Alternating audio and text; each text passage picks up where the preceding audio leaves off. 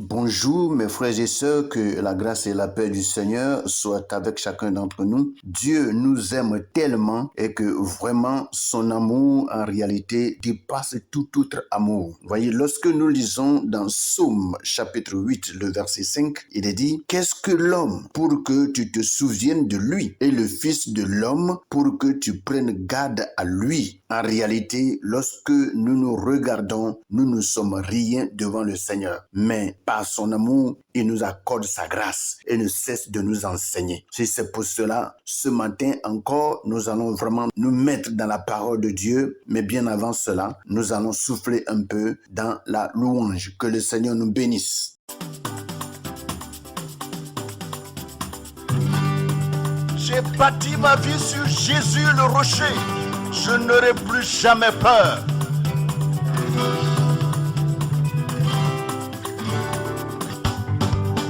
J'ai bâti sur le rocher. Quand viendra la tempête, ma maison résistera.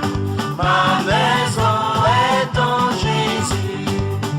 J'ai bâti sur le rocher. Quand viendra la tempête, ma maison résistera. Ma maison est en Jésus. Oh, j'ai bâti sur le rocher. Quand viendra la tempête, ma maison résistera. Ma maison est en Jésus.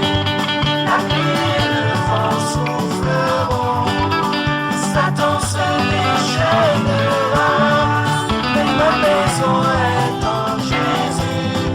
Je n'aurai jamais peur. La pluie et le vent souffleront. Satan se déchaînera. Mais ma maison est en Jésus. Je n'aurai jamais peur. La pluie et le vent souffleront. Satan se déchaînera. Mais ma maison est en Jésus.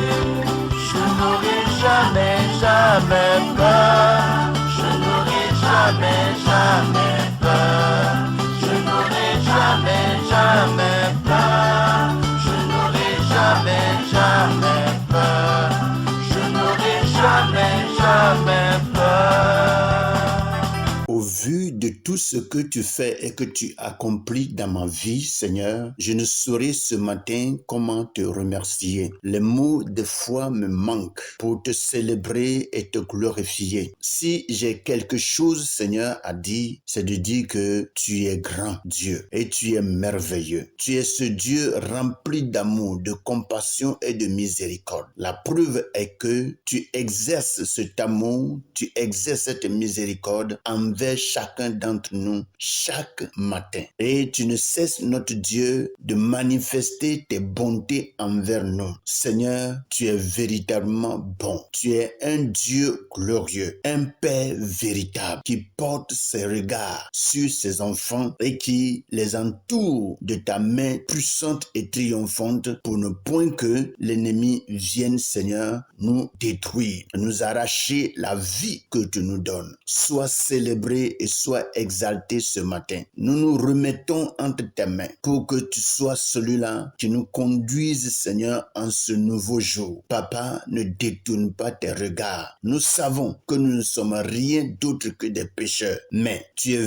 venu, notre Père Céleste, en vue de sauver les pécheurs de leurs péchés. Merci pour cette grâce que tu nous accordes de te connaître et de vivre avec toi. Reste ce matin avec nous et enseigne-nous encore davantage pour que de mieux en mieux nous parvenons à te connaître et à vivre avec toi. Reçois toute la gloire, reçois la puissance, reçois l'élévation dans le nom puissant de Jésus. Amen. Bonjour frères et sœurs, que la grâce et la paix du Seigneur reposent sur la vie de chacun d'entre nous. Nous voici ce matin devant la sainte face du Seigneur et sur la plateforme Pain de vie pour pour notre méditation matinale. Sans trop tarder, je vais inviter chacun d'entre nous à prendre la Bible dans le livre de Proverbes chapitre 27 et nous allons lire pour terminer le chapitre les derniers versets, c'est-à-dire versets 25 au verset 27. Et je lis rapidement dans la version Louis II.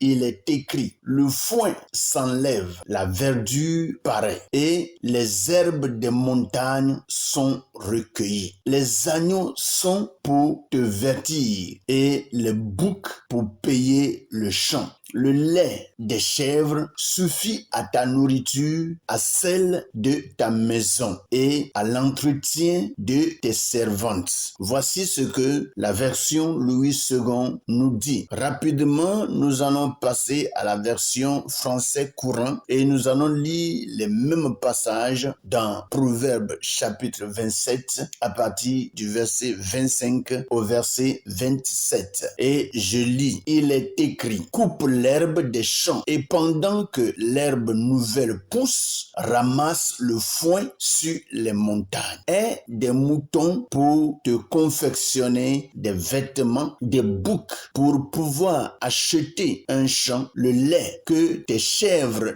donnent avec abondance, utilise-le pour te nourrir ainsi que ta famille et tes servantes. Alléluia. Lorsque nous parcourons vraiment ces passages, nous voyons en réalité que Dieu est en train de nous donner une très bonne et merveilleuse stratégie de vie. Lorsque nous retournons dans la version Louis II et que nous lisons tous les 3 versets, je vais rapidement passer à un résumé pour tirer une leçon pour chacun d'entre nous. On dit: le foin s'élève, la verdure paraît et les herbes des montagnes sont recueillies. Les agneaux sont pour te vêtir et les boucs pour payer le champ. Le lait des chèvres suffit à ta nourriture et à celle de ta maison et à l'entretien de tes servantes. Dieu nous simplifie en réalité la vie. Des fois, nous cherchons à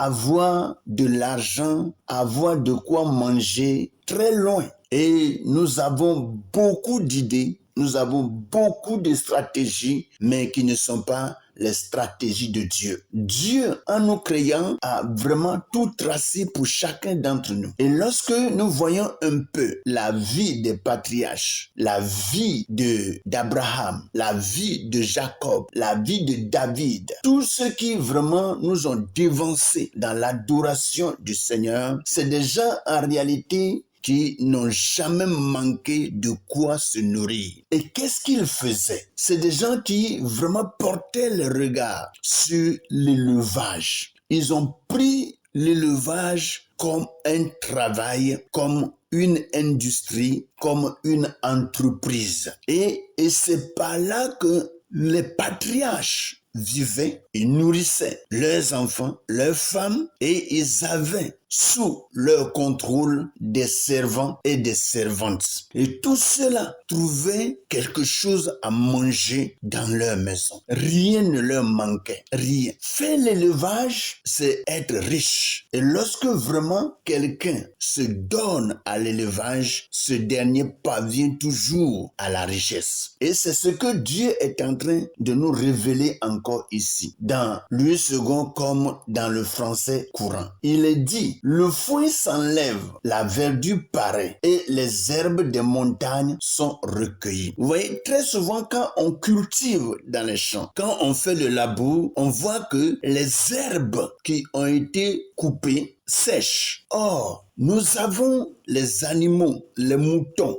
les chèvres, même les bœufs, qui des fois peuvent manger même des herbes sèches. Ils peuvent même manger de la paille sèche. Et en Israël, eux, ils ont toutes les stratégies d'élevage parce que c'est leur travail, c'est leur vie. Lorsqu'ils arrivent dans la saison pluvieuse, les animaux mangent de l'herbe fraîche. Mais quand ils rentrent dans la sécheresse, ils coupent de la paille et ils sèchent cette paille-là sur leur toit. Et quand il n'y a plus de pluie, ce sont ces herbes sèches-là qu'on donne aux animaux. Et ce sont les herbes sèches-là qu'on appelle le foin. On dit le foin s'enlève, la verdure paraît et les herbes des montagnes sont recueillies. Alléluia. Quand on finit de couper les herbes dans le champ, les herbes mortes, on les enlève. Une fois que ces herbes sont enlevées, on voit que de nouvelles herbes poussent. De nouvelles herbes poussent. Et tout cela sert à la nourriture du bétail.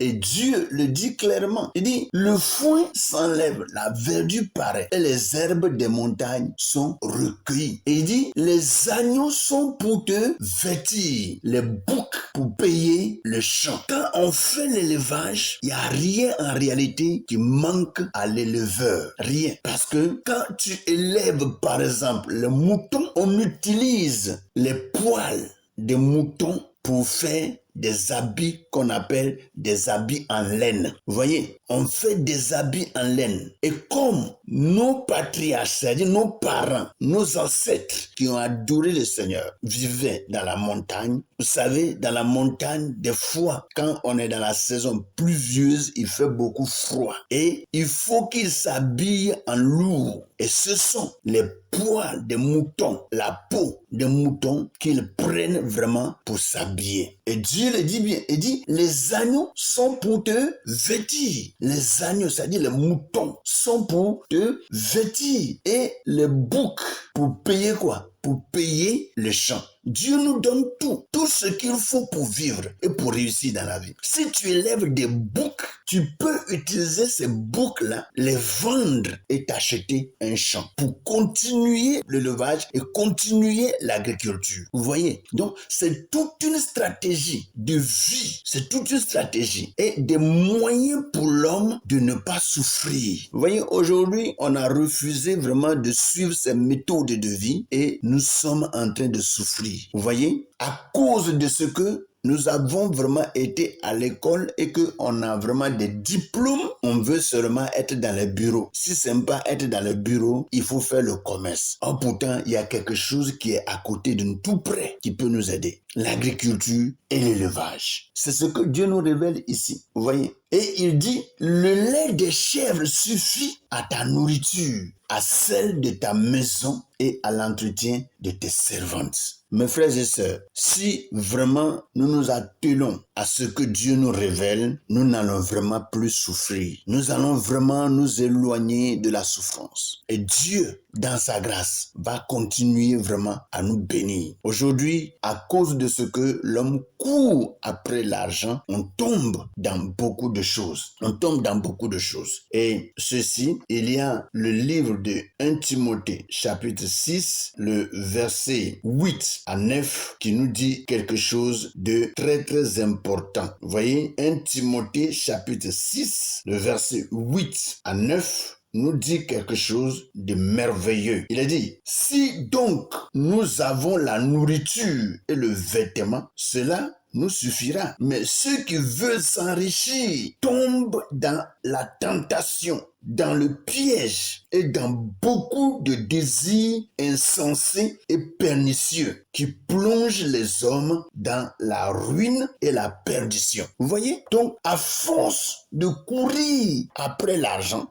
au lieu de chercher des stratégies plus simples par lesquelles nous pouvons vraiment avoir l'argent et simplement, nous ne le faisons pas. On court, c'est l'argent seulement qu'on regarde. Mes frères et sœurs, voici le plan que Dieu nous donne ce matin. Dieu s'est souvenu de nous pour ne point que nous ne parvenons à la disette, à la famine, à avoir manque de nourriture, de quoi se vêtir et autres. Voici ce que le Seigneur nous donne. Si vraiment on peut porter les regards sur les paroles de ce matin et surtout les mettre en pratique, nous allons vraiment être bénis. Nous allons être bénis de la part de Dieu et d'une abondante bénédiction. Que le Seigneur nous bénisse et nous fortifie, que sa grâce sa paix repose sur chacun et je prie pour que chacun d'entre vous plonge davantage ses regards dans ses paroles et que chacun soutire pour sa part de meilleures leçons, des instructions, des règles, des stratégies de vie pour que nous puissions vivre heureux. Que le Seigneur nous bénisse, que la grâce et la paix du Seigneur soient avec vous au nom de Jésus. Amen.